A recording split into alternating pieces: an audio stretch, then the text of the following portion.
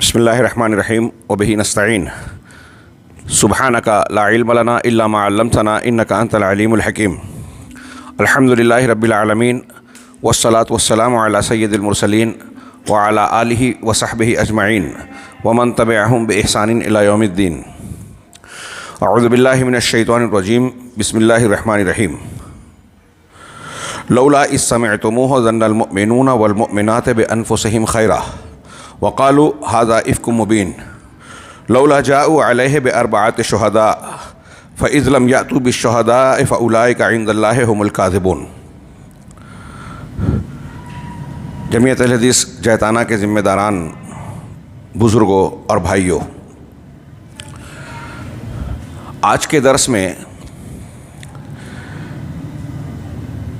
एक वाक़या जो अभी ताज़ा रूनुमा हुआ पेश आया और फिर उसे वायरल भी किया गया सोशल मीडिया पर, उसके तनाजुर में कुछ बातें अर्ज़ करना चाहता हूँ।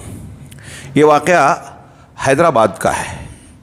वहाँ जमीयत अहले हदीस के एक सलफ़ी मोतबर आलिम दीन शेख मोहम्मद हुसैन या हुसैन अहमद मदनी हफ़िज़हुल्लाह, जिनकी ज़बरदस्त इल्मी दीनी खिदमात हैं, जमीयत अहले हदीस हैदराबाद के ज़िम्मेदारों में से एक हैं, साहिब किताब व तसनीफ़ हैं, मदनी आलिम हैं। उनके साथ एक बड़ा ही अफसोसनाक और काबिल मज़म्मत वाक़या पेश आया। जमीयत अहले हदीस हैदराबाद की एक मीटिंग बुलाई गई। उसके एजेंडे और मुकर्ररा मौज़ूआत तय थे, लेकिन मीटिंग के दौरान कुछ इल्ज़ाम तराशियाँ हुई। एक ख़ातून ने उनके ताल्लुक़ से कुछ नाज़ेबा हरकतों का ज़िक्र किया और फिर बग़ैर किसी तफसीली गुफ्तगू और उसूलों पर अमल किए कुछ लोगों ने उनके ऊपर हमला कर दिया और उसके जो मनाज़िर हम लोगों ने सोशल मीडिया पर देखें, उसे देखकर इंतहाई हैरत और अफसोस होता है। आम मुसलमान तो छोड़िए, अहले हदीस, वो भी उनका चुनिंदा तबका जिसमें मुतअद्दिद उलमाए कराम मजलिस में मौजूद हैं, जमीयत अहले हदीस की एक मीटिंग है, उसमें एक आलिम दीन के साथ इतना ज़ालिमाना और नारावा सलूक जो शरई एतबार से भी किसी खाने में शरई तालीमात के मुताबिक नहीं बैठता, और अगर दुनियावी क़वानीन व अखलाकियात के एतबार से देखा जाए तो उस एतबार से भी मुनासिब मालूम नहीं होता। मैं एक जुमले में ये कहूँ कि आप हजरात सोचेंगे कि हैदराबाद का वाक़या एक आलिम दीन के साथ, वहाँ उसे मैं यहाँ क्यों तज़किरा कर रहा हूँ। उसकी वजह है उलमाए कराम की तौक़ीर और इज़्ज़त करना। कुरान व हदीस की तालीमात के रोशनी में सलफ़ और खलफ़ के उलमाए कराम कहते हैं कि ये सुन्नत का हिस्सा है। उलमाए कराम की इज़्ज़त इल्म की, दीन की इज़्ज़त है।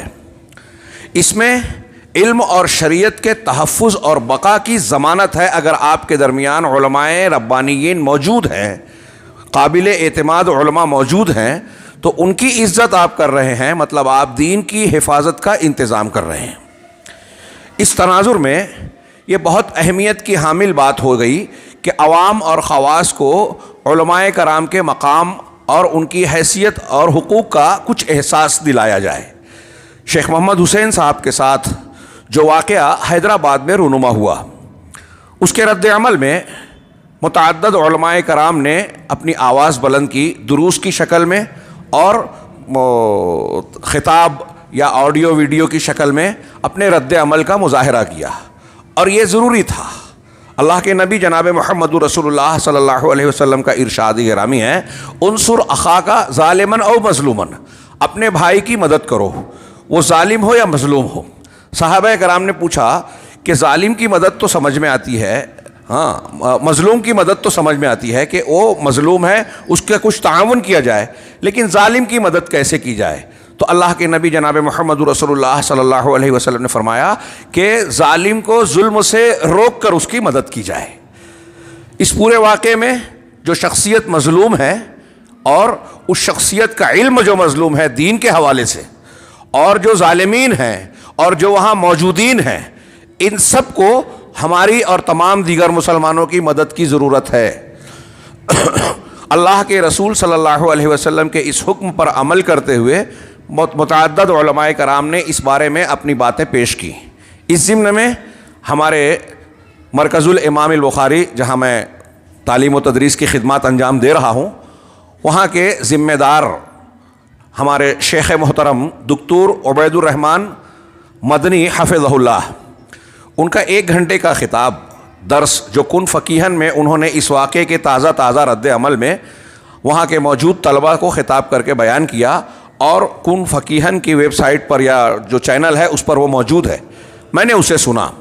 1 گھنٹے کا یہ خطاب ایسا ہے کہ میں ایسا سمجھتا ہوں کہ اہل حدیث یا عام مسلمان، عوام تو عوام، خواص، ذمہ داران جمعیت اور دیگر اہل علم اور خواص کو بھی اس خطاب کو پورا کا پورا ضرور سننا چاہیے۔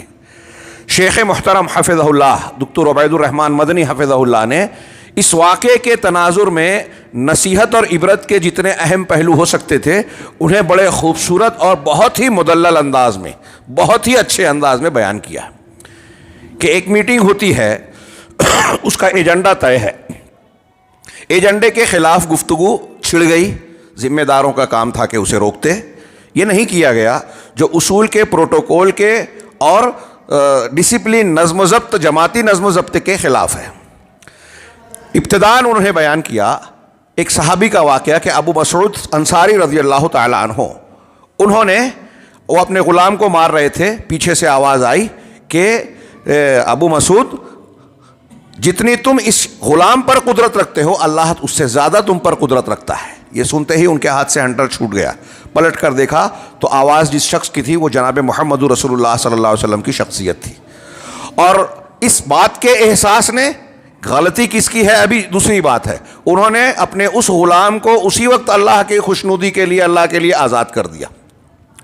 شیخ نے سوال اٹھایا کہ وہاں کا منظر جو ہم نے ویڈیو کلپ کے ذریعے سے دیکھا کہ لوگ باولے ہو کر ایک عالم دین پر ٹوٹ پڑے تھے، ہاں، بری طرح سے ہاتھ پیر گھسے مکے لات چلایا، ہاں، زد و کوب کیا، مارا ٹھوکا، ہم نے بھی دیکھا، انتہائی افسوس۔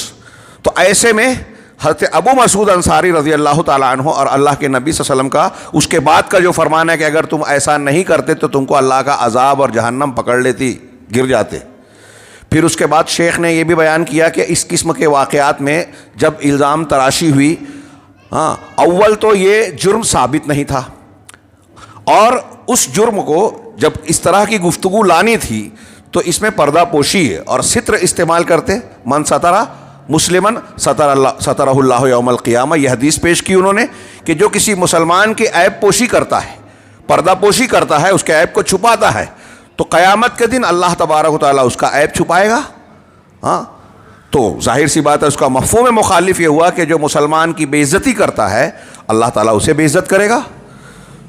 تو یہ کام در پردہ چھپ کر خاموشی سے کرنے والا ہے، خاص طور سے اصلاح کا۔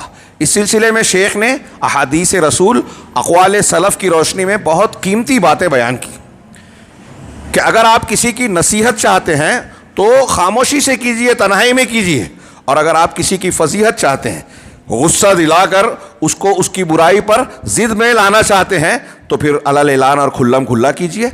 شیخ محمد حسین مدنی حفظہ اللہ کو علل اعلان مجلس کے اندر اس قسم کے الزام کا سامنا کرنا پڑا، اور پھر اس کی تحقیق کیے بغیر اس کا رد عمل بھی ظاہر کر دیا گیا۔ یہ انتہائی غیر شرعی، غیر اصولی بات ہے اور بد اخلاقی کی، بدسلوکی کی بات ہے۔ پھر اس کے بعد یہ جرم جس قسم کا الزام لگا تھا وہ گناہ صغیرہ والا تھا، زنا کا نہیں تھا، بلکہ کچھ بات چیت کا اور ہاتھ لگانے کا تھا۔ اس ضمن میں شیخ نے اللہ کے نبی صلی اللہ علیہ وسلم کی ایک روایت پیش کی کہ ایک صحابی نے آ کر کہا، حوالوں کے ساتھ، ایک صحابی نے آ کر کہا کہ میں نے ایک عورت کے ساتھ ایسی ایسی حرکت کی، زنا کو کے علاوہ بہت ساری حرکتیں کی۔ اللہ کے نبی جناب محمد رسول اللہ خاموش رہے۔ عمر فاروق نے کہا کہ جب اللہ نے اس کو چھپا کر رکھا تھا تو تم کیوں بیان کر رہے ہو؟ اس کے بعد نماز وغیرہ ہو گئی، فارغ ہو گئے، اور وہ شخص جب جانے لگے تو آپ نے ان کو واپس بلایا اور آپ نے کہا کہ قرآن کی یہ آیت ابھی ابھی نازل ہوئی ہے، اقیم الصلاۃ، کیا ہے سورہ ہود کی آیت، اقیم الصلاۃ طرفی النہار وزلفا من اللیل، وزلفا من اللیل. آگے اللہ نے ارشاد فرمایا ان الحسنات یذہبن السیئات. نماز قائم کرو دن کے کچھ اطراف میں اور رات کے کچھ حصوں میں، دن کی اور رات کی نمازیں آ گئی اس میں. اور پھر اللہ نے آگے فرمایا جب نماز تم پڑھ رہے ہو تو ان الحسنات یذہبن السیئات، نیکیاں برائیوں کو ختم کر دیتی ہیں، نیکیاں برائیوں کو مٹا دیتی ہے. تو آپ نے جو گناہ کیا ہے اس گناہ کو جو نماز وغیرہ پڑھی نیکی کی اس سے اللہ نے صاف کر دیا. شیخ نے ان روایتوں کی روشنی میں یہ بحث کی کہ دیکھیے وہاں تو اس صحابی محترم نے خود آ کر اعتراف کیا کہ میں نے یہ گناہ کیا ہے، وہ ثابت شدہ بات تھی. اور یہاں تو معاملہ یہ ہے کہ ابھی ثابت نہیں ہوا، صرف الزام لگا ہے. وہاں ثابت ہونے کے بعد، اقرار کرنے کے بعد عمر فاروق جیسا آدمی، غیرت مند آدمی کہہ رہا ہے کہ اللہ نے چھپایا تھا تو تم کو بھی چھپانا تھا. صحابہ کرام کو غیرت نہیں تھی، ہم کو ان سے زیادہ غیرت ہے. اللہ کے نبی صلی اللہ علیہ وسلم نے اللہ کے حکم کے مطابق ان کے ساتھ جو سلوک کیا کہ ٹھیک ہے صغیرہ گناہ کیا، توبہ کر لیا، نیکیاں کر لیا، صاف ہو جائے گی. جس جرم میں حد مقرر ہے وہاں بات الگ ہوتی. اور ہمارے یہاں براہ راست ہاتھ پیر لات گھوسے چھوڑ دیے گئے، اور وہ بھی ایک عالم دین پر. کیا دونوں واقعہ اور قرآن و حدیث کے مطابق ہے؟ جو لوگ اس قسم کی حرکت کا ارتکاب جن لوگوں نے کیا ہے، کیا وہ قرآن و حدیث پر چلنے والے مسلک اور منہج حق پر گامزن ہیں؟ نام تو ہے لیکن ان سے یہ بہت بڑی غلطی ہوئی ہے، سرزد ہوئی ہے. اس کا ازالہ انہیں توبہ کے ساتھ ساتھ ضروری شکل میں کرنا چاہیے. ہم یا دوسرے علماء کرام یہ جو کلپ اور خطاب اور درس میں بیان کر رہے ہیں، یہ اسی لیے مجبور ہونا پڑا کہ یہ معاملہ اگر خاموشی سے ہوتا تو خاموشی سے معاملہ نپٹ گیا ہوتا. جب اس کو مجلس میں کیا گیا، پھر اس کے بعد وائرل کیا گیا پورے ملک میں بلکہ پورے دنیا میں اس کو پھیلا دیا گیا، تو اب جس طریقے سے اسے پھیلایا گیا ہے اسی طریقے سے اس پر رد عمل اور اس کی تردید کرنا بھی ضروری ہے، اسی پیمانے پر. شیخ نے اس ضمن میں قرآن کی آیتیں جو میں نے ابھی پڑھی ہے اور اس کے آگے کی کچھ آیتیں سورہ نور کی آیتیں پڑھی، جس میں اللہ تبارک و تعالیٰ کی ہدایات ایسے معاملے میں مسلمانوں کو قیامت تک جھنجھوڑ رہی ہے کہ ہمارا موقف ایسے معاملات میں کیا ہونا چاہیے.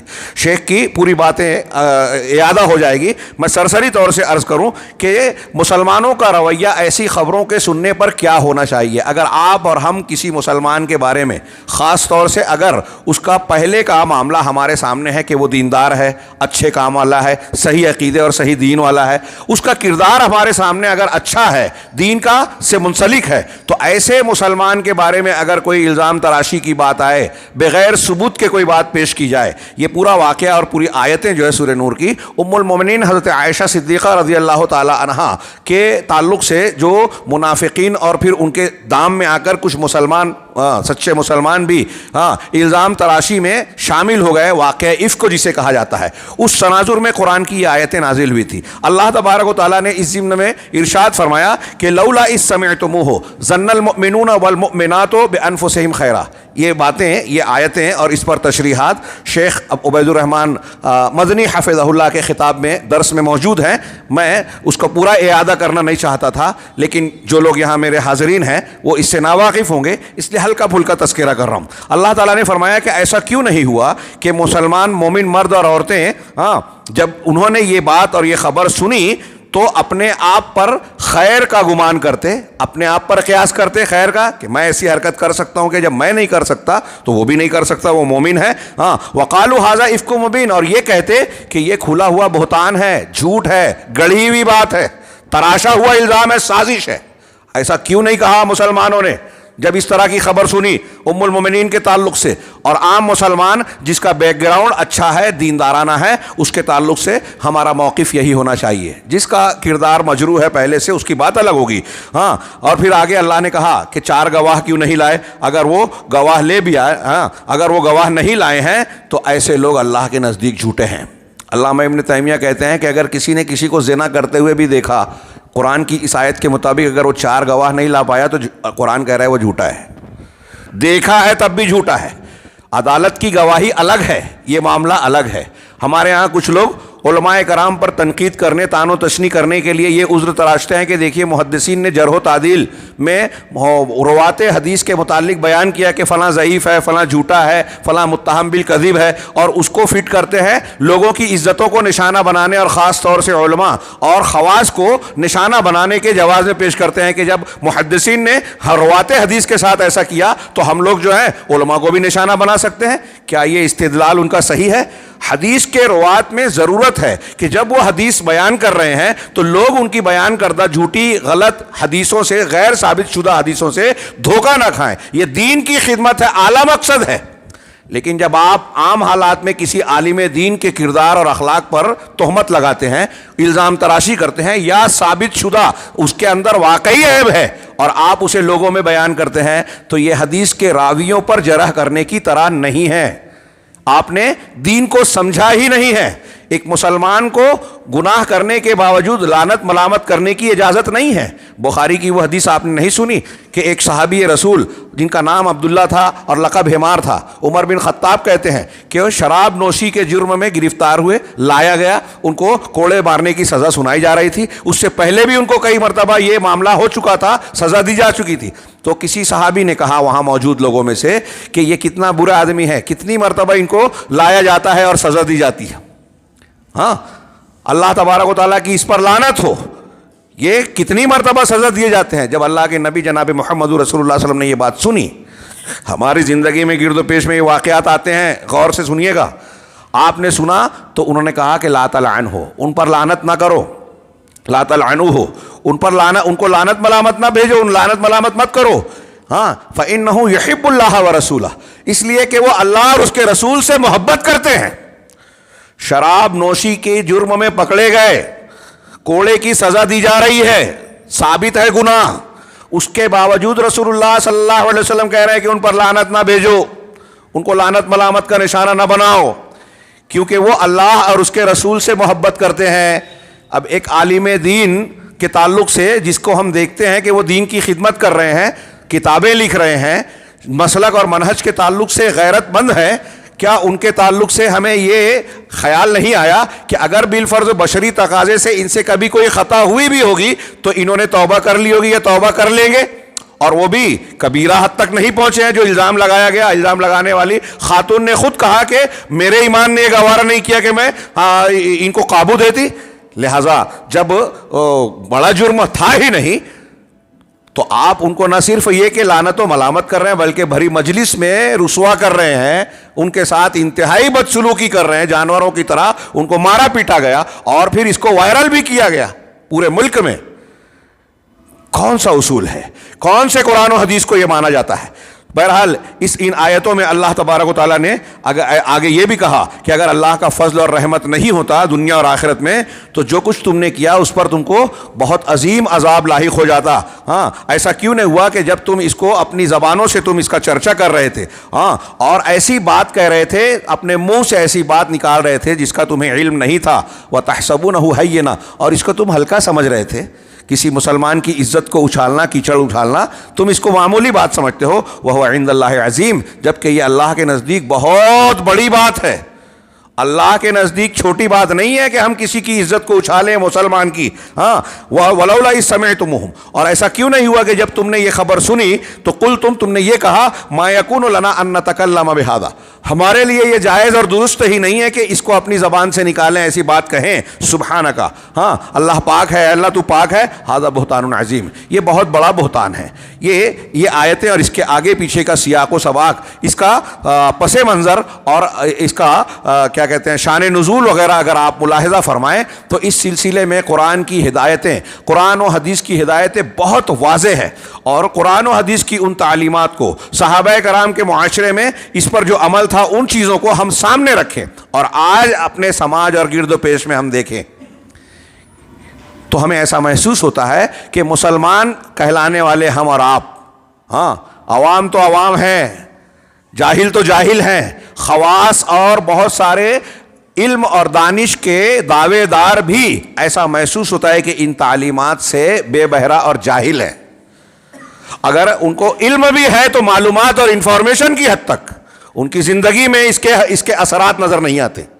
اور ایسا واقعہ جو شیخ محمد حسین کے ساتھ ہوا ہے، ایسا واقعہ رونما نہیں ہوتا. اور یہ واقعہ جو آج رونما ہوا ہے، اس کے پس منظر میں اگر سماج اور معاشرے کا جائزہ لیا جائے تو ہمیں یہ نظر آئے گا کہ علماء کے حقوق اور علماء کی توقیر کی جو سنت ہے، قرآن و حدیث کی جو تعلیمات ہے، علماء کا جو مقام قرآن و حدیث کی نصوص متعین کرتے ہیں، صحابہ اور سلف کا جو منہج اور اس سلسلے میں جو ہدایات ہیں، ان تمام چیزوں کو لوگوں نے نظر انداز کر دیا ہے. اور علماء کی اس بے عزتی میں دین کی اور علم کی بے عزتی ہو رہی ہے. شیخ نے پھر اس پر بھی بات کی کہ اگر بالفرض یہ جرم ثابت بھی ہوتا، صحیح بھی ہوتا، تحقیق نہیں کی گئی اور مار ٹھوک شروع کر دی گئی، اگر ثابت بھی ہوتا تو کیا اس کی یہ سزا ہے جو دی گئی؟ اور اگر ثابت ہو بھی جائے تو کیا سزا دینے کا اختیار اس مجلس کے لوگوں کو، جمعیت کے لوگوں کو، عوام کو، لوگوں کو ہے؟ اسلامی حکومت میں سزاؤں اور حدود کا نفاذ کون کرتا ہے؟ عوام کرتے ہیں. قانون اپنے ہاتھ میں لینا جو کہا جاتا ہے، کوئی عدالت نہیں کہتی کہ عوام کو سمجھ میں آ جائے کہ یہ غلط ہے تو اس کی سزا دے دے. آپ کو ہم کو پتہ چلے فلاں نے چوری کی ہے، اسلامی سزا ہاتھ کاٹنا ہے تو ہم کاٹ دیں گے. یہی تو خارجیوں کا طریقہ کار ہے کہ وہ آدمی کافر مرتد ہو گیا، اس کو گولی مار دی جائے، قتل کر دیا جائے اور دھماکے شروع کر دیے گئے، قتل شروع کر دیا گیا. یہ دین کا، قرآن و حدیث کی تعلیم کا اور اہل حق کا طریقہ نہیں ہے کہ آپ اپنے طور سے سزا دیں. شیخ نے پھر اس ضمن میں آخر میں علماء کرام کی توقیر اور عزت سے متعلق بعض اقوال اور بعض انتہائی مفید باتیں پیش کی. یہ شیخ عبید الرحمن مدنی حفظہ اللہ کے خطاب کا میں نے اب تک خلاصہ پیش کیا. انتہائی اختصار کے ساتھ میں کچھ نصوص کی طرف اشارہ کرنا چاہتا ہوں کہ علماء کا مقام قرآن و حدیث کی روشنی میں کیا ہے. بیسیوں بلکہ سینکڑوں چیزیں پیش کی جا سکتی ہیں، دو چار کو بطور مثال. سورہ آل عمران میں اللہ تبارک و تعالیٰ نے ارشاد فرمایا، شہد اللہ انہ لا الہ الا ہو والملائکۃ واولو العلم قائما بالقسط. اللہ تبارک و تعالیٰ نے شہادت دی، گواہی دی. اللہ کی گواہی کس بات پر؟ کہ اللہ کے سوا، اس کے سوا کوئی معبود برحق نہیں ہے. ایک غیر مسلم کو اگر آپ کہیں گے کہ اللہ نے گواہی دی تو کہے گا کہ اللہ کی گواہی کہاں ہے؟ تو کسی وقت تفصیل کا موقع ہوگا تو میں تفصیل سے، تو قرآن میں اللہ کی گواہی ہے، کائنات میں اللہ کی گواہی ہے، دل کے اندر فطرت میں انسان کو توحید پر پیدا کرتا ہے وہ گواہی ہے. دنیا کی ہر چیز گواہی دے رہی ہے کہ اللہ اکیلا عبادت کے لائق ہے اور کوئی نہیں. اللہ نے اس بات کی گواہی دی. اگر آپ اپنی آنکھ سے دیکھو گے، کان سے سنو گے، دل و دماغ سے غور کرو گے تو آپ کو یہ گواہی سنائی دے گی، دکھائی دے گی اور سمجھ میں آئے گی. اللہ نے اس بات کی گواہی دی کہ اس کے سوا کوئی معبود برحق نہیں. اور ملائکہ اور فرشتوں نے بھی گواہی دی، وَأُولُو الْعِلْمِ قَائِمًا بِالْقِسْطِ، اور علم والے لوگ جو انصاف پر قائم ہیں، عدل و انصاف کے تقاضے پر قائم ہیں. یہاں علامہ ابن قیم رحمہ اللہ قرآن کی اس آیت کو ذکر کر کے بیان کرتے ہیں کہ دیکھیے اللہ تعالیٰ نے اس آیت میں سب سے پہلے ذکر کیا کس کا؟ اللہ کا. اللہ نے گواہی دی. اللہ کی ذات سب سے عظیم ہے، اس کا کوئی مقابلہ ہی نہیں. اللہ نے اپنے بعد جس کا تذکرہ کیا وہ فرشتے ہیں. فرشتوں کے بعد جن کا تذکرہ کیا، فرشتے جی برائی نہیں کرتے، برائی کا مادہ ہی ان کے اندر نہیں ہے، وہ بھی گواہی دیتے ہیں. اور پھر ان کے بعد جن کا ذکر کیا اولو العلم کا، دین کا علم رکھنے والے. علامہ ابن قیم رحمہ اللہ فرماتے ہیں کہ اگر دنیا کے انسانوں میں علماء سے بڑھ کر کسی کا درجہ ہوتا، علماء میں سر فہرست انبیاء کرام ہیں، پھر اس انبیاء کرام کے علم کے وارثین علماء دین، یہ وارثین علم نبوت ہیں. تو سب سے بڑا درجہ، علامہ ابن قیم کہتے ہیں کہ اگر علماء دین سے بڑھ کر دنیا میں کسی کا مرتبہ ہوتا تو اللہ تعالیٰ اپنے اور فرشتوں کے بعد ان کا ذکر کرتا. فرشتوں کے بعد دین کے علم والوں کا ذکر کرنا اس بات کی دلیل ہے. اور قائمًا بالقسط، جو انصاف پر قائم ہے، علماء حق ہیں. وہ علماء جو علماء باطل ہیں، وہ علماء جو شرک اور بدعت کی دعوت و تبلیغ کرتے ہیں، حق پر قائم نہیں ہے، وہ اس سے خارج ہو گئے. تو علماء دین، علماء حق جو ہیں، ان کا تذکرہ فرشتوں کے بعد کرنا اس بات کی دلیل ہے کہ اس دنیا میں سب سے اونچا درجہ علماء دین کا ہے. یہ میں نہیں کہہ رہا ہوں، اس قرآن کی آیت کی تشریح میں علامہ ابن قیم رحمہ اللہ فرماتے ہیں. اللہ تعالیٰ نے قرآن میں فرمایا انما یخشی اللہ من عبادہ العلماء. سورہ فاطر کی مشہور آیت ہے کہ اللہ سے اس کے عالم بندے ہی ڈرتے ہیں. جس کے اندر اللہ کی جتنی معرفت ہوگی، حقیقت کا، آخرت کا، ایمانیات کا جتنا علم ہوگا وہ اپنے علم کے اعتبار سے اللہ کے خوف اور خشیت میں مبتلا ہوگا. اگر کوئی بہت معلومات اور اونچی سے اونچی ڈگری رکھتا ہے لیکن اللہ کا ڈر نہیں رکھتا تو قرآن کی اس آیت کے مطابق وہ عالم دین نہیں ہے, وہ عالم نہیں ہے اللہ کے نزدیک. قرآن نے ارشاد فرمایا قل هل يستوي الذين يعلمون والذين لا يعلمون. آپ پوچھئے لوگوں سے کہ وہ لوگ جو علم رکھتے ہیں اور وہ لوگ جو علم نہیں رکھتے کیا دونوں برابر ہو سکتے ہیں؟ قرآن کہہ رہا ہے, سوال کر رہا ہے اللہ تعالیٰ. کلیئر جواب ہے, واضح بات ہے کہ علم والے اور بے علم دونوں برابر ہو سکتے ہیں کیا؟ تو کون کس کا درجہ اونچا ہوگا؟ یہ اللہ رب العالمین کا ارشاد ہے کہ علم والوں کا درجہ اونچا ہے.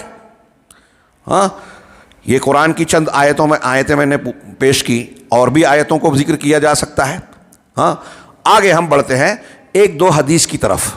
اللہ کے نبی جناب محمد رسول اللہ صلی اللہ علیہ وسلم نے قیامت کی علامتیں جو بیان کی ہیں, بخاری مسلم کی حدیثوں میں ہے اللہ کے رسول صلی اللہ علیہ وسلم کا ایک ارشاد کہ ان من اشراط الساعہ, قیامت کی نشانیوں میں سے ایک نشانیوں میں سے یہ چند نشانیاں ہیں کہ یثبت الجہل, جہالت راسخ ہو جائے گی, یرفع العلم, علم اٹھا لیا جائے گا, اور جہالت عام ہو جائے گی. علم اٹھا لیا جائے گا اور جہالت عام ہو جائے گی. علم کیسے اٹھایا جائے گا؟ اللہ کے رسول نے خود اس کی وضاحت فرمائی. بخاری مسلم کی حدیث ہے, نبی کریم صلی اللہ علیہ وسلم نے ارشاد فرمایا کہ ان اللہ لا ينتزع العلم انتزاعا من قلوب الناس کما ورد فی الحدیث, کہ اللہ تعالیٰ علم کو ایسے نہیں اٹھائے گا کہ لوگوں کے سینے سے کھینچ لے ہوئے, اٹھا لے ہوئے, کہ آپ ابھی عالم ہیں, اللہ تعالیٰ نے علم نکال لیا اور جاہل ہو گئے, سو گئے. ہاں, صبح سوئے تو عالم تھے, صبح اٹھے تو جاہل ہو گئے. اللہ نے علم کو ایسے اللہ تعالیٰ علم کو نہیں اٹھاتا, بلکہ کیسے اٹھاتا ہے؟ وَلَٰكِن يَقْبِضُ الْعِلْمَ بِقَبْضِ الْعُلَمَاءِ, بلکہ اللہ تبارک و تعالیٰ علم کو اٹھاتا ہے, قبض کرتا ہے, علماء کو قبض کر کے اٹھا کر, علماء کو اٹھا کر علم کو اٹھاتا ہے. شیخ عبید الرحمن مدنی حفظہ اللہ نے یہ ذکر کیا اپنے خطاب کے اخیر میں ایک قول حضرت ابن عباس رضی اللہ تعالیٰ عنہما کا, ترجمان القرآن, حضرت زید بن ثابت رضی اللہ تعالیٰ عنہ جو علماء صحابہ میں سے تھے. اللہ کے رسول صلی اللہ علیہ وسلم نے ان سے کہا کہ عبرانی زبان سیکھ لو, 18 دن میں سیکھ لیا. قرآن کو جمع کرنے والے حضرت ابوبکر صدیق کے زمانے میں بھی, حضرت عثمان غنی رضی اللہ تعالیٰ عنہ کے زمانے میں بھی. حضرت زید بن ثابت رضی اللہ تعالیٰ عنہ کی جب وفات ہوئی تو ان کو دفن کرتے ہوئے ابن عباس رضی اللہ تعالیٰ عنہ نے کہا کہ وَهَكَذَا أَوْ وَكَذَلِكَ يُدْفَنُ الْعِلْمُ, کہ اسی طریقے سے علم دفن ہوتا ہے, علم کو دفن کیا جاتا ہے. علماء مر گئے, وفات پا گئے, ان کی تدفین ہو گئی تو علم کی تدفین ہو گئی. اس طرح علم جائے گا.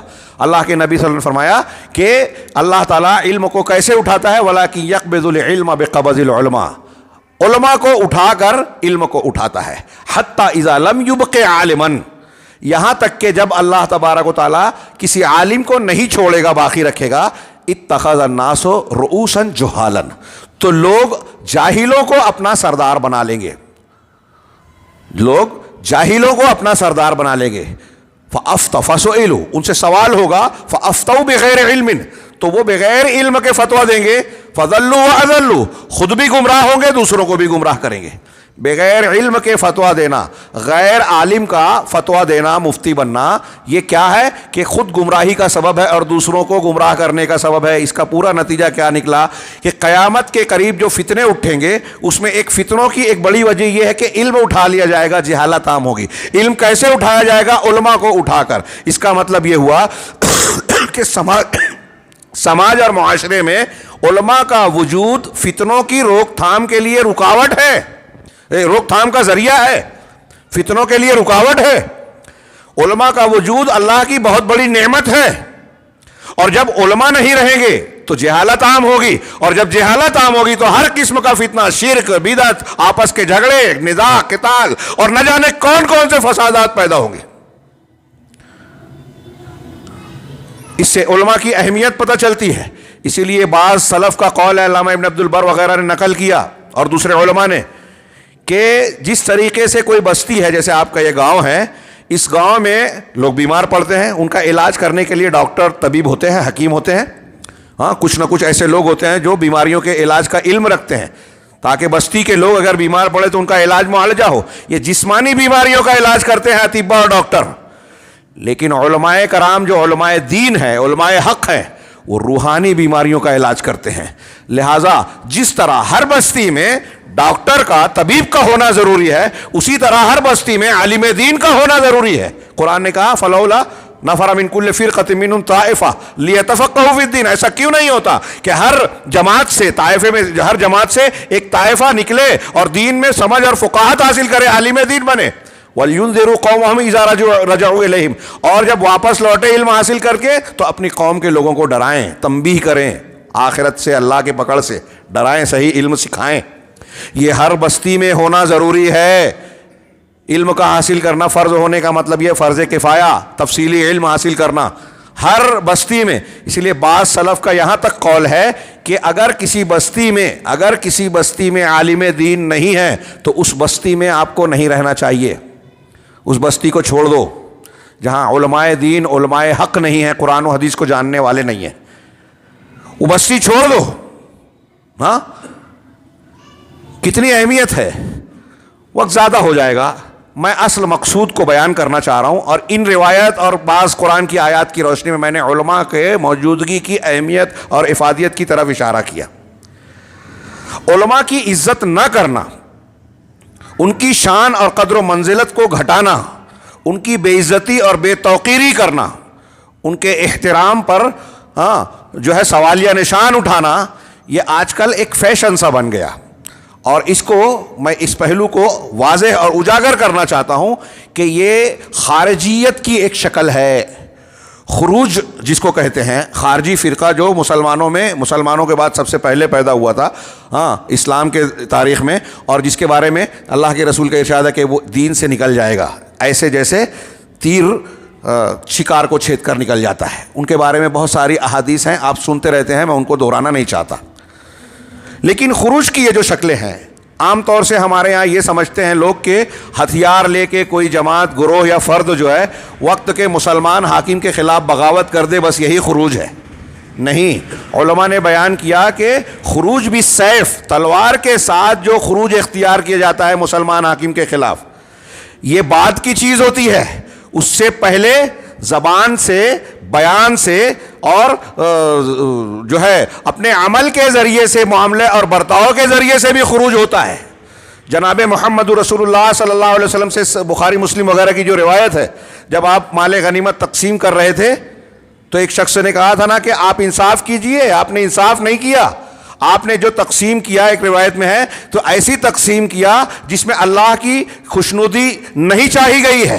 نبی کریم صلی اللہ علیہ وسلم سے وہ کہہ رہا ہے کہ انصاف کیجئے، انصاف نہیں کر رہے ہیں. تو اللہ کے رسول نے فرمایا کہ تمہارا برا ہو، اگر میں انصاف نہیں کروں گا تو پھر کون کرے گا؟ بعض صحابہ نے کہا، حضرت عمر نے، حضرت خالد بن ولید نے، کہ اللہ کے رسول اجازت دیجئے اس کی گردن مار دو، منافق ہو گیا. کہا چھوڑ دو. اس آدمی کی نسل سے ایسے لوگ نکلیں گے جو دین سے اس طرح نکل جائیں گے جیسے تیر کمان سے نکلتا ہے. اور اس طرح کے الفاظ آپ نے بیان کیے، یعنی خارجیوں کے بارے میں آپ نے پیش گوئی کی. تو علماء نے استدلال کیا کہ نبی صلی اللہ علیہ وسلم کے خلاف اس شخص نے تلوار کے ذریعے خروج نہیں کیا تھا، زبان کے ذریعے سے کیا تھا. اور میں یہ بات خاص طور سے آج بیان کرنا چاہتا ہوں کہ جو حیدرآباد میں شیخ محمد حسین حفظہ اللہ مدنی کے ساتھ ہوا، کیا یہ معمولی بات ہے یا اسے نظر انداز کر دیا جائے، یا اپنی نوعیت کا یہ واحد واقعہ ہے، یا اس واقعے کے پس منظر میں کوئی بات نہیں ہے؟ اگر غور سے دیکھا جائے تو وہ جو عمل کی شکل میں ہوا اور وائرل ہو گیا، اس کی وجہ سے ہم اس پر اتنی گفتگو کر رہے ہیں، اور کرنا بھی چاہیے. وہ مظلوم ہے اور انتہائی غلط حرکت ہوئی ہے. لیکن اس چیز کے، اس واقعے کے جو مقدمات ہیں، اسباب ہیں، ذرائع ہیں، وہ ہمارے سماج اور معاشرے میں بھی پائے جاتے ہیں، جیسا کہ اسی لیے میں بیان کر رہا ہوں. ہمارے سماج اور پورے ہندوستان میں تو ایسا محسوس کرتا ہوں کہ عوام تو عوام ہے، خواص ہماری جماعت کے جو ذمہ دار بن کر بیٹھے ہوئے ہیں، اس میں کچھ ایسے ہیں جو اقتدار کے خواہش مند ہیں، کچھ ایسے ہیں جو واقعی مخلص ہوں گے، ہم مان لیتے ہیں، کچھ اور بھی قسم کے لوگ ہوں گے جاہل ہیں لیکن انہیں خبط ہے کہ ہم ذمہ دار بنیں گے. یا معلومات ہے لیکن قرآن حدیث پر عمل نہیں. اب جب اقتدار اور جمعیت کے معاملات کو نپٹانا چاہتے ہیں تو ہم دیکھتے ہیں کہ وہ دنیا داروں کی سیاست کی طرح عمل اختیار کرتے ہیں. انہیں محسوس ہوتا ہے کہ فلاں عالم کا نام ہو رہا ہے, فلاں عالم کو لوگ عہدے کے لیے پیش کریں گے, ہمارا نام پیچھے چلا جائے گا, تو اس عالم کی بے عزتی کی جائے, لوگوں میں اس کو بدنام کیا جائے, اس کے صحیح یا غلط عیوب کو لوگوں میں بیان کر کے اس کو بتایا جائے کہ یہ اس لائق نہیں ہے, ہم اس لائق ہیں. ایک طرف یہ اقتدار کے لوگ جو جھگڑا کر رہے ہیں, جمہوریت کے مزاج, دوسری طرف خارجیت کا جو مزاج آج جمہوریت نے دیا ہے. ہاں, ہمارے یہاں تحزب اور پارٹی بندی کا جو مزاج غالب آتا گیا ہے. پرانے خارجیوں کی طرح آج کل جو تحریکی حکومت کے خلاف باتیں کرتے ہیں وہ علماء کے خلاف بھی باتیں کرتے ہیں. میرے سامنے 2-3 کتابیں ہیں. ایک شرف الانتصاب الی مذہب السلف اور اس میں کئی مقالے ہیں. شیخ ابی عبد المعز محمد علی فرکوس, یہ کلیت العلوم الاسلامیہ جامعۃ الجزائر کی یونیورسٹی کے کلیت الاسلامیہ کے استاذ ہیں.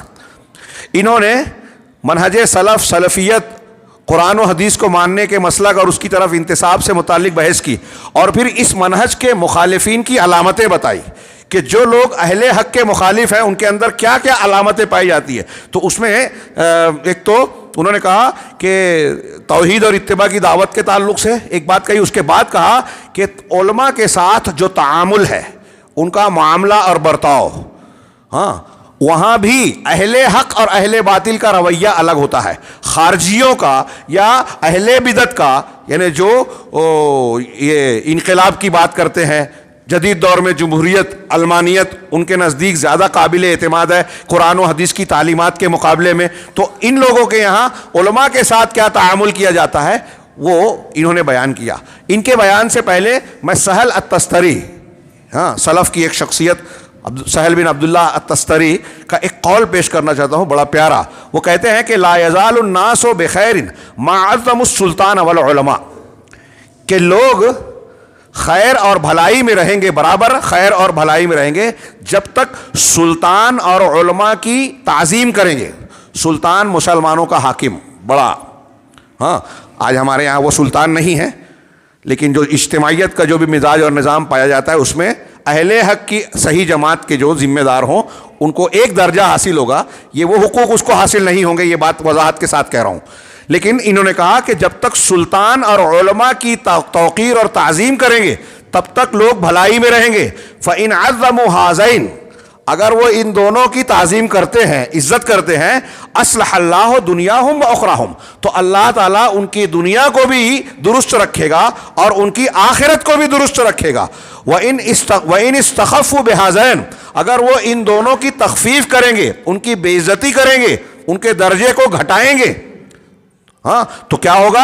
افسدوا دنیاہم و اخراہم, تو وہ اپنی دنیا اور اپنی آخرت دونوں کو بگاڑ دیں گے, خراب کر دیں گے. دنیا اور آخرت دونوں کا بگاڑ اختیار کر لیں گے. یہ امام قرطبی نے اپنی تفسیر کی جلد نمبر 5 صفحہ 360 پر یہ قول ذکر کیا, یعنی جو موجودہ چھپی ہوئی ہے اس میں یہ قول نقل کیا ہے. ہاں یہاں انہوں نے جو میں کتاب کا حوالہ دے رہا تھا اس میں یہ ہے کہ جو سلفی اور حق منہج کے مخالفین ہیں آج کے زمانے میں, ہاں وہ دوسری جہت سے, ایک جہت سے تو دعوت میں مخالفت کرتے ہیں سلفیوں کی, ہاں دوسری جہت میں یہ علماء کی شان, علماء سنت جو سلفی ہیں اور لوگوں کی بھلائی چاہتے ہیں, خیر خواہی کرتے ہیں کہ لوگ آپس میں گروہوں میں تقسیم نہ ہو, فتنوں سے اور خروج سے, حاکم کے خلاف خروج سے دور رہیں. جو علماء یہ نصیحت کرتے ہیں ان لوگوں کو, ان علماء کی شان میں ان کی شان کو کمتر کر کے لوگوں کے سامنے پیش کرتے ہیں, ان کی بے عزتی کرتے ہیں. چنانچہ یہ گروہ جو ہے مخالفین حق کا, یہ جو آج کل عالم اسلام میں ہاں اخوانیت, خارجیت اور جدید دور کی تحریکیت کے دل دادا ہیں, اور اس فکر کے بہت بڑے متاثرین میں ہمارے بعض اہل حدیث نوجوان بھی جو ہے متاثر اور ان سے گویا جڑ گئے ہیں. بعض یہاں ہندوستان میں کچھ تنظیمیں نئی پیدا ہوئی ہیں, ان نوجوانوں کو یہ خبر نہیں ہے کہ یہ تنظیمیں کس نے اور کہاں سے بنائی, اس کے مقاصد کیا ہیں. اس کا مقصد اسلام اور مسلمانوں کو فائدہ پہنچانا نہیں ہے. لیکن ابھی میں یہ بات بیان کر رہا ہوں اور اگر یہ سنیں گے بھی تو اسے تسلیم نہیں کریں گے. تو بعض تنظیمیں ہاں نوجوانوں کی، ساؤتھ میں کچھ ہے بہت زوروں میں چل رہی ہے، پاپولر فرنٹ اور فلاں اور وحدت اسلامی یا کچھ اس طرح کی تنظیمیں بنتی ہیں. کیا ضرورت ہے ان تنظیموں کی؟ اہل حق سے جڑے رہیں. اب جب ان تنظیموں سے جو لوگ جڑتے ہیں آپ دیکھیں گے کہ وہ جو مسلمانوں پر تنقید کرتے ہیں ان کا پہلا نشانہ، سب سے بڑا نشانہ علماء ہوتے ہیں.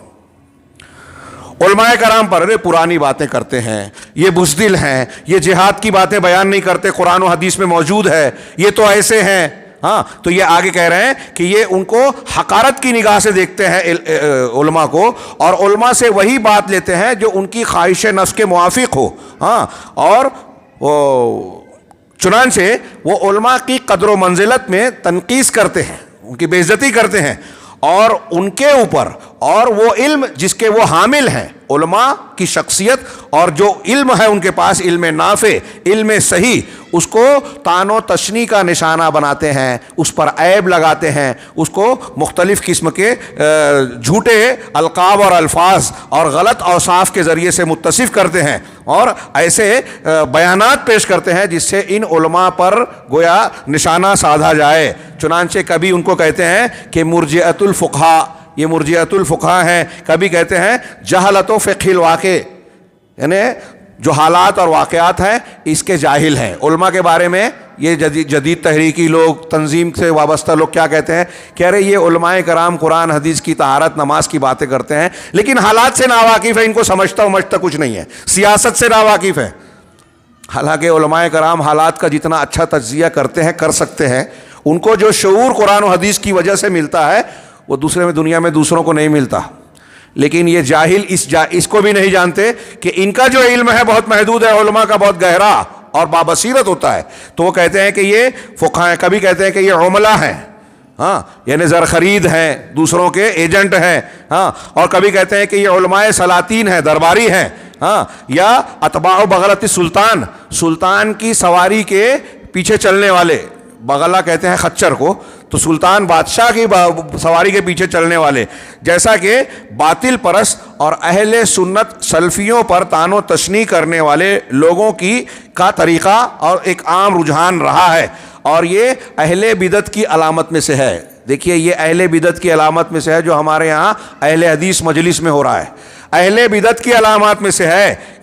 کہا کہ وہ اہل اثر پر جو ہے جرح کرتے ہیں، ان پر الزام تراشیاں کرتے ہیں، حالانکہ وہ ان القاب اور ان صفات سے، ان عیوب سے پاک ہیں. یہ ان عیوب اور برائیوں سے بالا تر ہیں، اس کے لائق نہیں ہے، مگر یہ لوگ ان کو ایسی برائیوں سے متصف کرتے ہیں. کیوں کرتے ہیں؟ یہاں نہیں، دوسری جگہوں پر جو ہے لوگوں نے اشارہ کیا کہ لوگ یہ جانتے ہیں، یہود نصارہ غیر مسلم طبقہ یہ جانتا ہے کہ مسلمانوں میں اسلام کی چنگاری، اسلام کی غیرت و حمیت اس وقت تک زندہ رہے گی، دین کی تعلیمات اس وقت تک زندہ رہے گی جب تک علماء ربانیین زندہ ہیں اور لوگ ان سے جڑے ہوئے ہیں. لہذا وہ چاہتے ہیں کہ علماء اور عوام، نوجوانوں کے درمیان جو جوڑنے والا پل ہے اس کو کاٹ دیں، نوجوانوں کو علماء سے دور کر دیں، بدزن کر دیں. جب وہ علماء سے بدزن ہو جائیں گے، ان سے دور ہو گئے تو علم دین سے دور ہو گئے، علم دین کے تقاضوں سے دور ہو گئے. کس موقع پر کون سا موقف اختیار کرنا چاہیے، یہ سب سے بہتر قرآن و حدیث کی روشنی میں علماء دین بیان کریں گے. لیکن جب علماء سے یہ کٹ گئے تو پھر ان کی رہنمائی کرنے والا کوئی نہیں. اب جو ہے دشمنان دین اپنی چالوں اور منصوبوں کا آسانی سے ان کو شکار بناتے ہیں اور ان کو اس بات کا احساس بھی نہیں ہوتا. تو وہ یہاں کہہ رہے ہیں کہ یہ جو الزامات لگاتے ہیں اہل سنت والجماعت کے علماء اس سے بری اور بالا تر ہیں، ہاں اور ان میں سے اہل سنت والجماعت کا کوئی نام نہیں ہے سوائے اس کے جس نام کے ساتھ وہ پہچانے جاتے ہیں. وہ کیا ہے؟ اہل الحدیث، اہل السنہ، سلفیین. اور جب آگے شیخ کہہ رہے ہیں یہ کہ وَمَتَا وُجِدَتْ أُمَّةٌ تَرْمِي عُلْمَاءَهَا وَأَخْيَارَهَا، جب بھی کوئی جماعت اور گروہ ایسا پایا جائے گا جو اپنے علماء اور اپنے اچھے لوگوں کو نشانہ بنائے گی، ان پر الزام تراشیاں کرے گی، وَصَفْوَتِهَا اور اپنے منتخب لوگوں کو جو ہے نشانہ بنائے گی جہالت سے، نقص سے، برائیوں سے، فَإِنَّ ذَلِكَ جب بھی کوئی قوم اور امت ایسا کرے گی کہ اپنے پسندیدہ لوگ، اپنے علماء کرام کو نشانہ بنا کے مختلف صفات اور برائیوں سے سے جوڑے گی تو ایسے لوگ فَإِنَّ ذَلِكَ يَفْتَحُ بَابَ فِتْنَةٍ وَهَلَكَ، تو وہ قوم اور امت خود اپنی ہلاکت اور فتنے کا دروازہ کھولتی ہے۔ اپنے علماء اور اپنے پسندیدہ اور اچھے لوگوں کو نشانہ بنانا، ان کو برا بنانا، یہ ہلاکت اور بربادی کو دعوت دینے کے مترادف ہے، اس کا دروازہ کھولنا ہے۔ آگے شیخ کہتے ہیں کہ وہ اعداء الاسلام، اور اسلام کے جو دشمن ہیں، یہود نصارہ دوسرے لوگ، یہ ہر مقام پر بیٹھ کر اس قسم کی تکلیف اور بہتان اگر مسلمانوں کے درمیان اور خاص طور سے علماء کے ساتھ ہوتا ہے تو وہ اس پر بڑے خوش ہوتے ہیں۔ دنیا اعداء اسلام کو خوشی ہوتی ہے کہ چلو علماء کرام مسلمانوں کے علماء کو خود مسلمان نشانہ بنا رہے ہیں، یہ ہمارے لیے اچھائی کی بات ہے اور مسلمانوں کو نرم چارہ بنانے والی ہے۔ آگے شیخ نے کہا کہ وہ اہل السنہ السلفیون، اور اہل سنت جو سلفی ہیں وہ یہ اچھی طرح جانتے ہیں۔ دیکھیے یہ کہہ رہے ہیں کہ اہل سنت سلفی ہے، یہ جانتے ہیں۔ اب بتائیے کہ جن لوگوں نے وہاں حیدرآباد میں ہاتھ اٹھایا، عالم کے ساتھ ناروا سلوک کیا، غیر اصولی طریقہ اختیار کیا، اور جو لوگ وہ ہمارے شہر کے ہوں، مہاراشٹر کے ہوں، کرناٹک کے ہوں، دلی کے ہوں، فلاں بہار، یو پی، کشمیر، کسی بھی ریاست، کسی بھی علاقے کے ہوں، جو لوگ اپنے علماء کے ساتھ بدسلوکی کر رہے ہیں، الزام تراشی کر رہے ہیں، ان کی عزتوں کو نشانہ بناتے ہیں، وہ سب اس میں آ گئے۔ اور ایسا کرنے والوں جو سلفی ہیں ان کے بارے میں شیخ کیا کہہ رہے ہیں کہ جو اہل سنت سلفی ہیں وہ یہ اچھی طرح جانتے ہیں کہ ان سنت توقیر العلماء الربانیین و تقدیرہم و احترامہم و محبتہم، کہ سنت ہے کہ علماء ربانیین کی توقیر اور عزت کی جائے، ان کا لحاظ رکھا جائے، ان کا احترام کیا جائے، ان سے محبت کی جائے۔ یہ اہل سنت سلفی جانتے ہیں۔ کیا ہمارے یہاں یہ جن لوگوں نے ہاتھ اٹھایا وہ یہ جانتے ہیں؟ تو کیا وہ اہل سنت سلفیوں کی صفات سے متصف ہیں؟ انہیں غور کرنا چاہیے۔ ہم الزام تراشی نہیں کرتے، ہم کسی کی برائی نہیں کر رہے ہیں، لیکن ان لوگوں نے جو بری حرکت کی ہے اس سے ان کو اصلاح کرنا چاہیے۔ جمعیت اہل حدیث حیدرآباد اور دیگر ان سے متعلقہ لوگ جو اس معاملے میں ملوث کسی نہ کسی شکل میں ہوئے ہیں، انہیں میٹنگ کر کے غور و فکر کرنا چاہیے کہ یہ وہ غلطی بہت بڑی ہم سے سرزد ہوئی ہے، اس کا ازالہ کیسے کیا جائے۔ شیخ محمد حسین حفظہ اللہ کی عزت جو مجروح کرنے کی کوشش کی گئی ہے اس کو بحال کیسے کیا جائے، معاملے کو کس طریقے سے نپٹایا جائے۔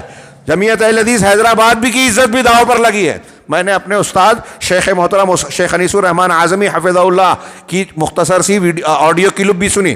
انہوں نے جس طریقے سے سوال اٹھایا کہ اگر حیدرآباد کی جمعیت مخلص ہے تو اسے پولیس میں یہ بیان دینا چاہیے کہ ایسا ایسا کیا گیا، ہم نے ایک موضوع پر میٹنگ بلائی تھی، دوسروں نے یہ موضوع چھیڑا اور اس طریقے کی حرکت کی، ہم اس کو نہیں چاہتے تھے، تو اس سے یہ ظاہر ہوا کہ وہ اس میں شامل اور شریک نہیں ہے۔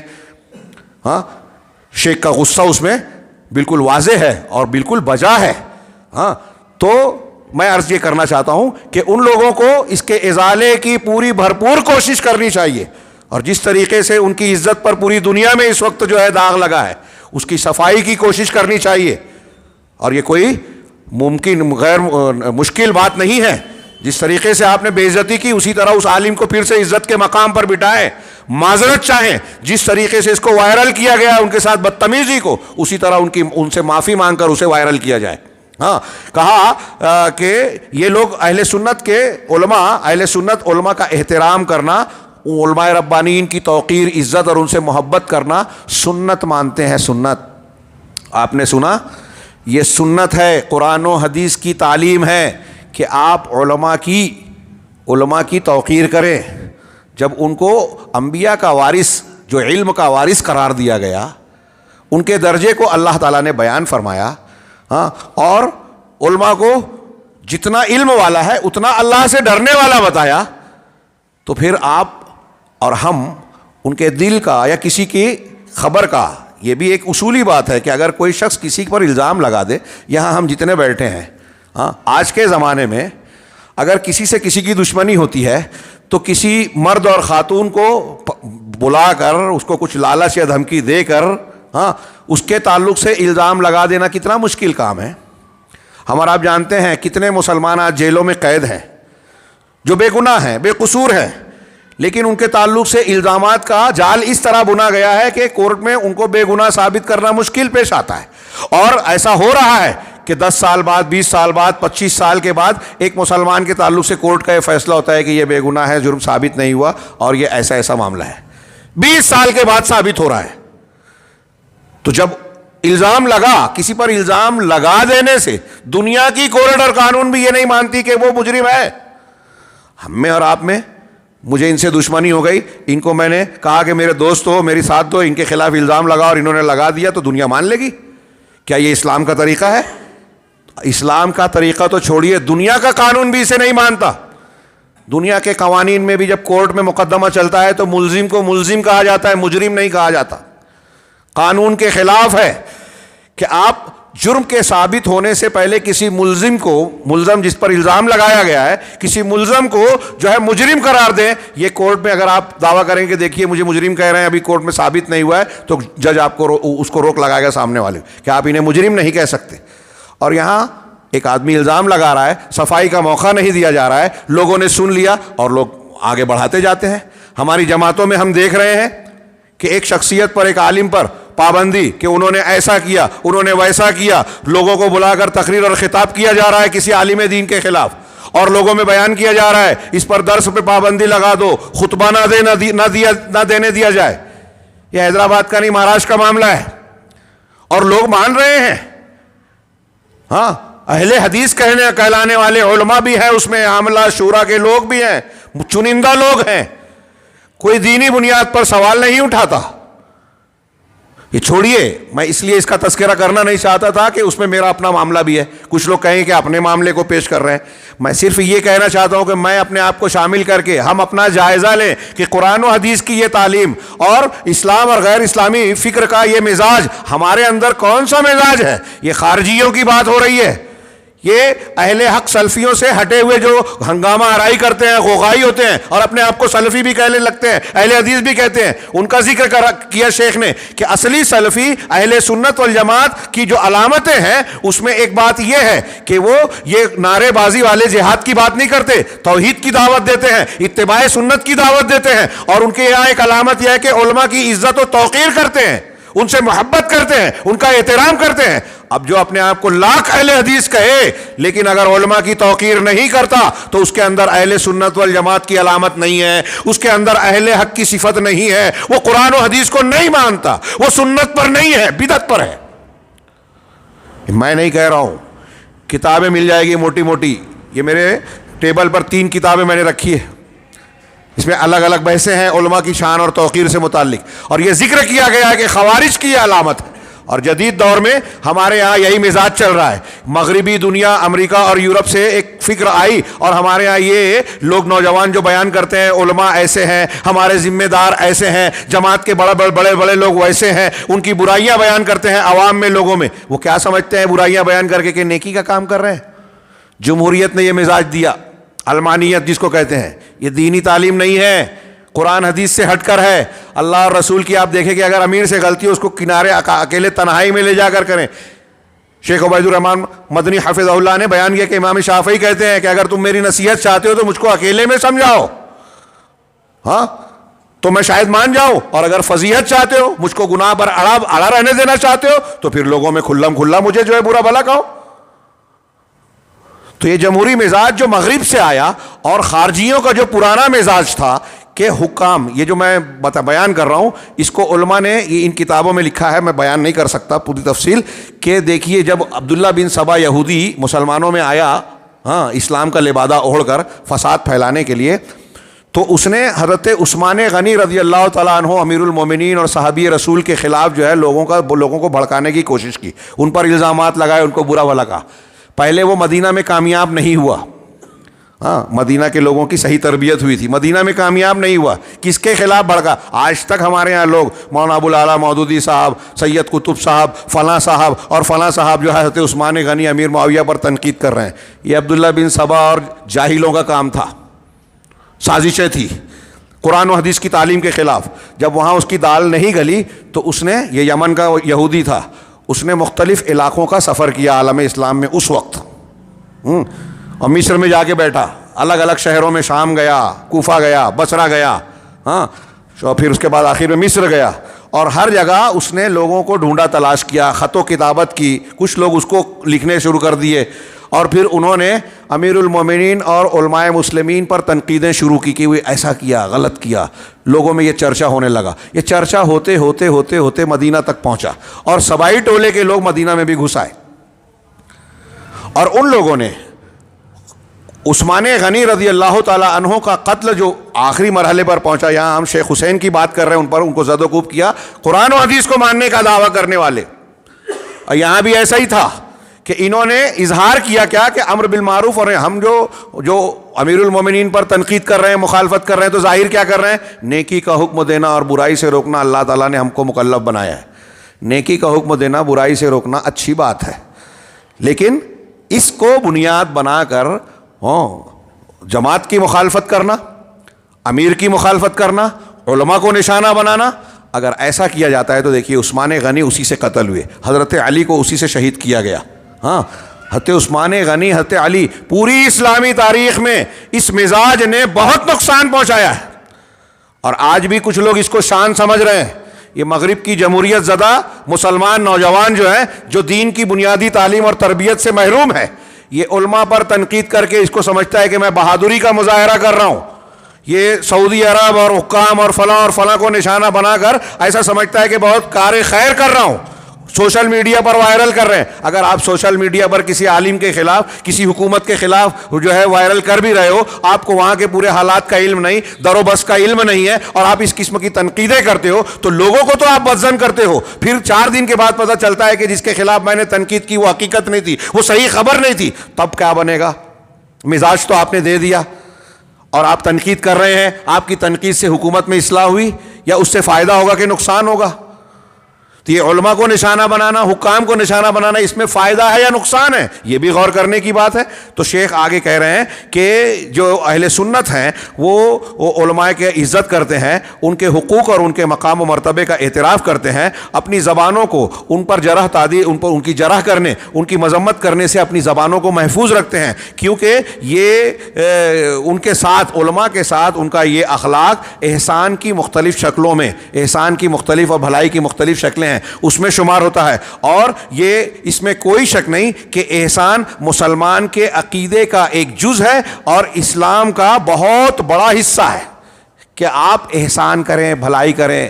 وہ احسنوا, قرآن نے جگہ جگہ کہا, حدیث میں جگہ جگہ کہا کہ احسان کرو. یہ احسان مسلمان کے عقیدے اور اسلام کے دین کا بہت بڑا حصہ ہے. اب اس سلسلے میں امام صابونی کا ایک قول نقل کیا پرانے عقیدے کی کتاب سے کہ اصحاب حدیث جو ہیں وہ ان عیوب سے پاک ہیں. ہاں, یہ اہل مرضی سیرت والے. اور پھر اس کے بعد انہوں نے کہا کہ یہ جو ان کے جادۂ حق پر وہ گامزن ہے, اہل حق, قرآن و حدیث کو ماننے والے, یہ اس لیے کہ اللہ کے رسول کی کتاب کو, اس کے رسول اللہ کی کتاب کو اور اس کے رسول کی سنت کو مضبوط پکڑ رکھا ہے اور نبی کے طریقے پہ چلتے ہیں.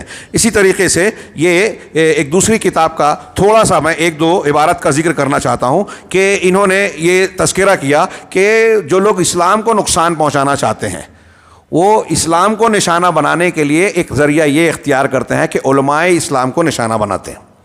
علماء اسلام اگر مجروح ہو جائیں, ہمارے درمیان سے آپ علماء کو کاٹ دیں, تو دشمنان دین کے معاملات اور حملے, فکری عقیدے کو خراب کرنے والے شبہات اور شہوات کے فتنوں کا دروازہ 4 پٹ کھل جاتا ہے اور مسلمانوں کے لیے گمراہی کا راستہ کھل جاتا ہے. ہاں, ایک انہوں نے یہ کیا اور پھر اس کے بعد اہل احوا اور اہل حق کے درمیان موازنہ کرتے ہوئے ان کی آخری بات میں نقل کر رہا ہوں, اس لیے انہوں نے تفصیل کے بعد بیان کیا کہ اس لیے واجب ہے والدین پر, ولہذا فالواجب علی الوالدین تربیت اولادہما علی توقیر العلماء. یہ ایک لمبی بحث, وقت نہیں ہے اس لیے میں ان کی بحث کا ذکر نہیں کیا. یہ کہہ رہے ہیں کہ والدین پر یہ فرض ہے. کیا فرض ہے؟ کہ اپنے بچوں کو, اپنے بیٹوں اور اولاد کو علماء کی عزت کرنے, علماء کی توقیر کرنے پر کی تربیت دیویں, وحفظ مکانتہم, اور ان کے مقام و مرتبے کی محافظت کی تعلیم دیویں, تربیت دیویں. بچوں کو سکھائیں کہ علماء کی عزت کرو, علماء کے مقام کی حفاظت کرو. کیوں؟ وَأَنَّ ذَلِكَ مِنَ الدِّينِ, اور یہ بتاؤ کہ یہ دین کا حصہ ہے, یہ دین کا حصہ ہے. ایک تیسری کتاب میں ہے جو میں وہاں نہیں پہنچ پاؤں گا. ہاں, انہوں نے کہا کہ جو شخص علماء کی ہیبت اور ولاۃ امر, مسلمانوں کے حکام کی ہیبت کو نشانہ بناتا ہے, تو ایسے عمل کے نتیجے میں شریعت بھی ضائع ہوتی ہے اور امن بھی ضائع ہوتا ہے. علماء کو نشانہ بنانے سے شریعت پر اثر پڑتا ہے اور حکام مسلمین پر نشانہ بنانے سے امن و امان پر اثر پڑتا ہے. آج دیکھیے لیبیا میں، عراق میں جو حکومتیں تھیں ان کو ہٹایا گیا انقلاب کے ذریعے. وہ بہت اچھے تھے، میں نہیں کہتا برے تھے، لیکن ان کے ہٹنے کے بعد کیا ہو رہا ہے؟ لوگوں کی جان مال عزت و آبرو جو پہلے امن و امان میں تھی اب وہ بھی نہیں باقی رہا. تو حکام کے خلاف ورزی، ان کے خلاف جو ہے امن سے ضائع ہوتا ہے. تو آگے انہوں نے کہا اس لیے کہ جب لوگ علماء کے بارے میں کلام کرتے ہیں تو لوگ علماء کے اوپر بھروسہ کرنا چھوڑ دیتے ہیں. ہاں، جب آپ علماء کو برا بنا کر پیش کریں تو علماء سے جو لوگ سوال پوچھتے ہیں، ان کے خطاب کو سنتے ہیں، ان کے دروس سے استفادہ کرتے ہیں، ان کے علم سے روشنی اور رہنمائی حاصل کرتے ہیں، وہ روشنی اور رہنمائی حاصل کرنا چھوڑ دیں گے. ارے وہ عالم تو اتنا برا ہے، اب اس سے کیا سوال کرنا.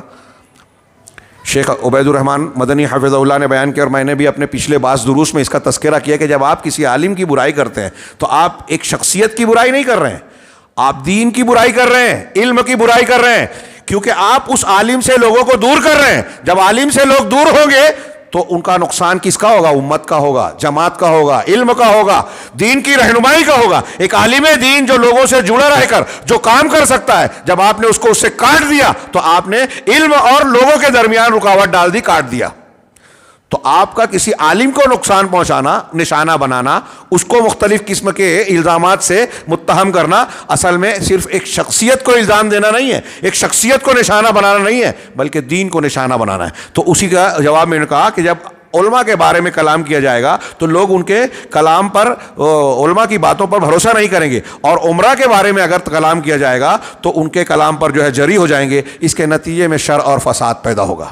ہاں، یہاں آخری بات جو میں نے پہلے ادھوری تھی کہ علماء والدین پر فرض ہے کہ وہ اپنے بچوں کو علماء کرام کی عزت و توقیر کی تعلیم دیں، تربیت دیں، اور یہ بتائیں کہ ان کی حفاظت، ان کے قدر و منزلت کریں، یہ دین کا حصہ ہے. اور اسی طریقے سے ولاۃ امور جو مسلمان حکام ہیں ان کے لیے ضروری ہے کہ ان یجل العلماء، کہ وہ علماء کی عزت و احترام کریں.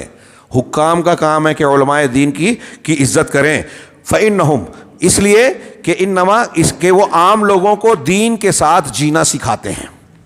ایک حاکم، اب ہمارے ہاں جماعت کے ذمہ داروں کو یہ بات نہیں سمجھتی، علم نہیں ہے ان کو، خود عالم علم سے محروم ہے تو علم کی قدر کیا جانیں گے، علماء کی قدر کیا پہچانیں گے. یہ دین ہے، دین ان کو کوئی بتائے، سیکھے، سکھائیں. اور اس درس کے ذریعے سے جو ہمارے احباب علماء کرام ہیں، دعات الحق ہیں، جو درد رکھتے ہیں جماعت کا، دین کا، ان سے میں گزارش کروں گا کہ اپنے دروس میں، خطابات میں علماء کرام کے اس مقام و مرتبے کو واضح کریں. ہماری جماعت کو آج اس کی بہت شدید ضرورت ہے. عوام تو عوام، خواص کو بھی اس کا علم نہیں ہے. وہ محفل غیبت جو ہے منعقد ہوتی ہے روزانہ، اس کے بغیر ہمارے بڑوں کی بھی محفلیں پوری نہیں ہوتی. علماء کرام کی برائیاں بیان کرنا، عرب علماء کہتے ہیں کہ عام آدمی، عام مسلمان کی غیبت کرنا مردہ بھائی کا گوشت کھانا ہے، لیکن علماء کی برائی کرنا مردہ بھائی کا زہریلا گوشت کھانے کے برابر ہے. ہاں، علامہ ابن قیم کہتے ہیں کہ ایک عالم اگر مرتا ہے تو اس عالم کی موت اس کے مقابلے میں ایک قبیلے سے بڑھ کر ہے. ایک قبیلے کی موت ہو جائے پوری، اس کے مقابلے میں جاہلوں کی ایک قبیلہ مر جائے، اس کے مقابلے میں ایک عالم دین جو سچا عالم ہے، ہاں، اس کی موت زیادہ بڑا نقصان ہے. سے دین میں شگاف پڑتا ہے، حسن بصری کا قول. ہاں، تو یہ کہتے ہیں کہ ولاۃ امور کا کام ہے، جماعت کے ذمہ دار سنیں. اگر حاکم ہے تو اس کے بارے میں کہہ رہے ہیں کہ علماء کی عزت و تجلیل کرے. ہاں، اس لیے کہ یہ عام لوگوں کو دین کے ساتھ جینا سکھاتے ہیں اور شریعت کے ذریعے سے سیاست کرتے ہیں. وَيَسُوسُونَهُمْ بِالشَّرْعِ، ہمارے وہ تنظیموں کے لوگ جو یہ کہتے ہیں کہ علماء کرام جدید حالات سے واقف نہیں ہیں، جاہل ہیں، وہ اچھی طرح علماء جانتے ہیں. علماء یہ بھی جانتے ہیں کہ ہمارے مسائل کا حل کہاں سے ہوگا، مسائل پیدا کہاں سے ہوتے ہیں، اور مسلمانوں کی اصلاح و تربیت کیسے ہو سکتی ہے، طاقت کہاں سے آئے گی. لیکن ان کی کوئی سنے تب نہ اصلاح ہوگی. اصلاح کا معاملہ آہستہ سے چلتا ہے اور ہمارا نوجوان اس پہ راضی نہیں ہے، تو جذباتی جوشیلی باتیں کرتے ہیں اور نتیجے میں خود کو اور امت کو نقصان پہنچا، فائدہ کچھ بھی نہیں دیتے. علماء سے فائدہ ہوتا ہے. تو کہا کہ یہ لوگوں کے ساتھ شرعی سیاست، شریعت کے ساتھ لوگوں میں سیاست کرتے ہیں، یعنی لوگوں کو کا انتظام کرتے ہیں، رہنمائی کرتے ہیں. ہاں، ان کے مقام و مرتبے کی حفاظت کرنا اسلام کے مقام و مرتبے کی حفاظت کرنا ہے. یہ شیخ کہہ رہے ہیں کہ اگر آپ علماء کے مقام و مرتبے کی حفاظت کرتے ہیں تو دراصل آپ اسلام کے مرتبے کی حفاظت کرتے ہیں. اور اگر ایسا کر رہے ہیں تو امن و امان، شہروں میں امن و امان کے قائم کرنے کی بنیادوں کو آپ مضبوط بنا رہے ہیں. اگر حاکم علماء کو کنٹرول میں رکھ کے، علماء کو اعتماد میں لے کے ان کے ذریعے سے لوگوں سے جڑا رہے گا تو علماء کرام جو ہے لوگوں کو سچائی اور اچھائی کے راستے پر چلائیں گے. جس حکومت کو کامیاب ہونا ہے، سیاست سیکھیے. سعودی عرب کے لوگوں کے بارے میں دنیا کے لوگوں کو بڑا پریشانی تھی کہ یہاں جمہوریت نہیں ہے، پھر اتنا امن کیسے ہے، لوگ کیسے سکون سے ہیں. ہاں، لوگوں کو بولنے کی آزادی نہ ملے کوئی حرج نہیں ہے. ہمارے یہاں لوگ چلاتے رہے اظہار آزادی رائے نہیں ہے تو کیا ہوا؟ حضرت عمر فاروق اور ابوبکر صدیق کے زمانے میں کتنا اظہار رائے کی آزادی تھی. مقصد عوام کا بولنا نہیں ہے کہ آپ کچھ بھی جو من میں آئے بولتے جائیں. ان کے لیے اصل ضرورت ہے کہ جان مال عزت و آبرو محفوظ رہے، آپ کے بنیادی حقوق ملیں. تو عوام کو جب بنیادی حقوق ملیں گے تو بولنے چلانے کی ضرورت ہی کیا ہے؟ امن چین سکون ملے.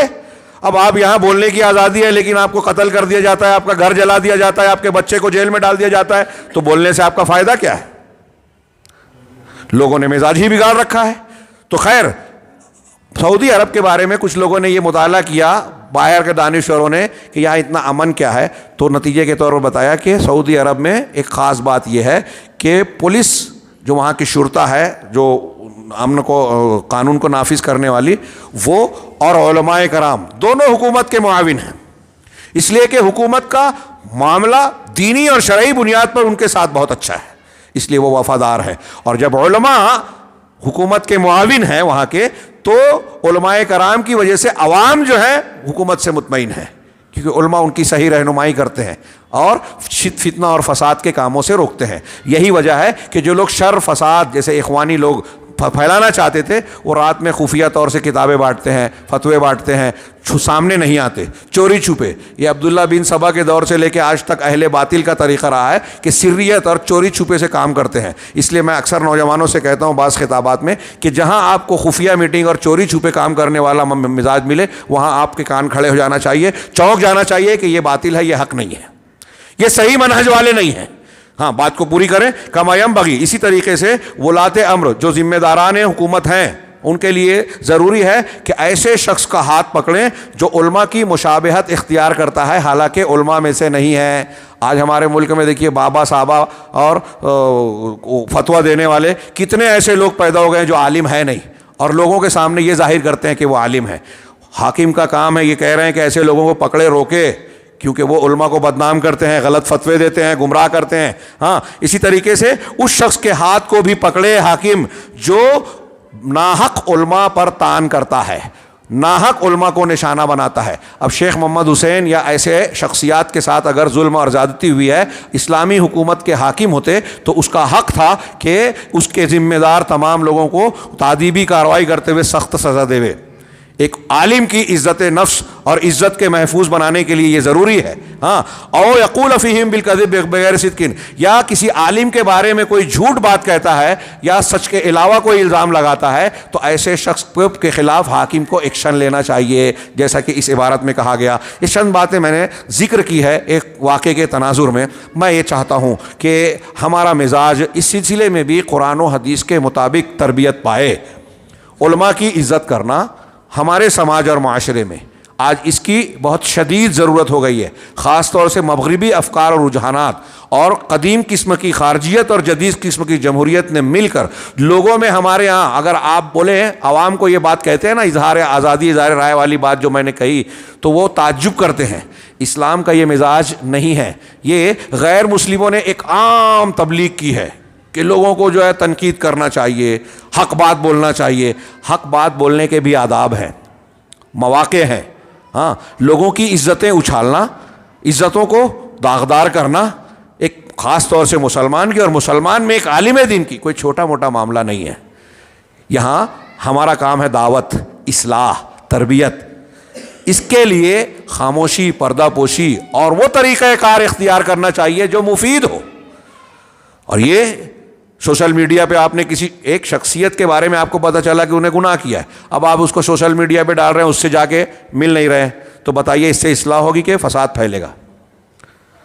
آپ غیر محسوس طریقے پہ لوگوں کو یہ بتا رہے ہیں کہ لوگ ایسا ایسا گناہ کرتے ہیں، تو اب وہ سوچے گا کہ جب لوگ کرتے ہیں میں نے کیا تو کیا برا کیا، اور عالم نے کیا تو پھر تو میں تو کم عالم نہیں ہوں۔ ایسے اور بھی بہت سارے مفاسد اس قسم کے معاملات میں پیش آتے ہیں، لہٰذا اللہ تبارک و تعالیٰ سے ہمیں ڈرنا چاہیے۔ جو لوگ ایسا کرتے ہیں حقیقت میں دیکھا جائے تو ان کو اللہ کا ڈر نہیں ہے، اللہ کی پکڑ کا ڈر نہیں ہے۔ یہ غیبت، چغلی، الزام تراشی، اور یہ ابھی میں نے آیتیں پڑھی جو شیخ نے بھی پیش کی تھی کہ اللہ کے نزدیک یہ معمولی بات نہیں ہے۔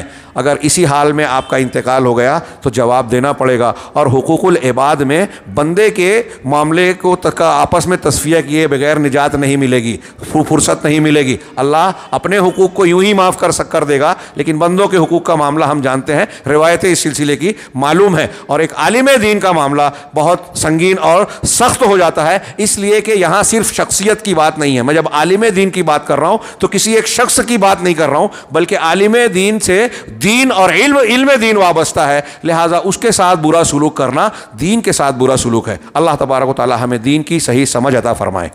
ہم سے جو غلطیاں سرزد ہوئی ہیں اس واقعے کا جس میں نے ذکر کیا، ان میں ملوث لوگوں سے بھی میں کہوں گا کہ اس پر ہمارے جیسے لوگوں کی باتوں پر منفی مزاج بنانے کے بجائے غور کریں اور یہ قبول کریں کہ ہم سے جو ہے غلطی سرزد ہوئی ہے، اب اس کی اصلاح اور ازالہ ہونا چاہیے۔ اللہ تبارک تعالیٰ ہمیں، انہیں اور سارے مسلمانوں کو صحیح بات کو اختیار کرنے کی توفیق عطا فرمائے، غلطیوں سے نکل جانے اور اس سے توبہ کرنے کی توفیق عطا فرمائے، اور جو غلطیاں ہم سے سرزد ہوئی ہیں پروردگار اسے معاف کر کے پروردگار ہم کو سچا پکا مومن بنائے اور اس کے ذریعے سے دنیا اور آخرت میں کامیابیوں سے نوازے۔ وآخر دعوانا ان الحمد للہ رب العالمین وصلی اللہ علی نبینا محمد۔